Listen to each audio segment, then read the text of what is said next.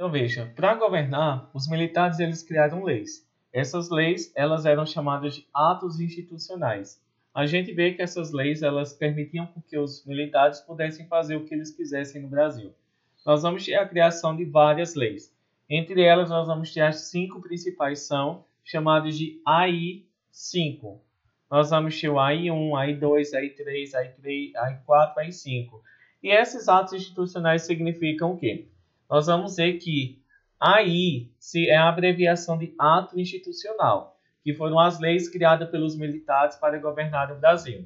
Nós vamos ver que a primeira lei criada pelos militares, chamada de AI-1, que é a abreviação de ato institucional, nós vamos ver que o presidente ele poderia retirar os direitos políticos dos seus opositores e cassar o mandato de políticos. E o primeiro presidente seria eleito pelo Congresso Nacional. Então a gente vê que os militares eles poderiam retirar os direitos políticos de qualquer pessoa que não lhe desse um apoio. Segundo ato institucional, o AI-2, estabeleceu que no Brasil só poderia existir 2 partidos políticos, que era o Arena, Aliança Renovadora Nacional, que apoiava os militares, e o grupo da oposição, que era chamado de Movimento Democrático Brasileiro.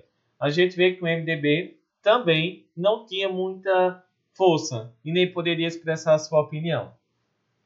A gente vê que as eleições para presidente da República eram indiretas, ou seja, a população ela não poderia mais escolher o presidente. Quem escolhia agora eram os próprios militares e o próprio Congresso Nacional.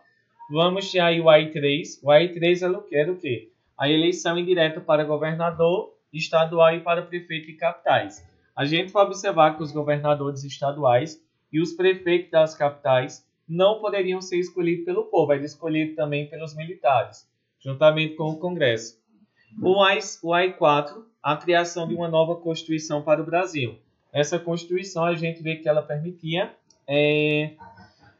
ela então estava colocando em prática as ideias e os objetivos dos militares. E a lei mais cruel criada pelos militares era uma lei que dava poderes totais sobre a sociedade aos militares. A gente vê que no dia 13 de dezembro de 1968, os militares fecharam o Congresso, eles suspenderam os direitos da população, não é? A partir de 1968, a população brasileira não tinha mais liberdade de expressão, a liberdade de pensamento e muito menos a liberdade de imprensa, que é a liberdade de jornais e revistas.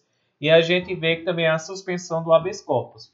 Como é o habeas corpus? Uma pessoa que ela fosse presa, ela seria presa sem nenhum julgamento, sem ter uma defesa, ou então a gente vê que uma pessoa que não tem direito ao habeas corpus é uma pessoa que vai ser presa, ela vai ficar em restrição e ela não poderia pagar nenhuma fiança. Isso é contra a lei hoje em dia. Naquela época não era. A pessoa era presa, ela seria julgada, mas antes ela não poderia ter uma justificativa, ela não poderia ter a ajuda de um advogado e principalmente ela não poderia pagar a fiança.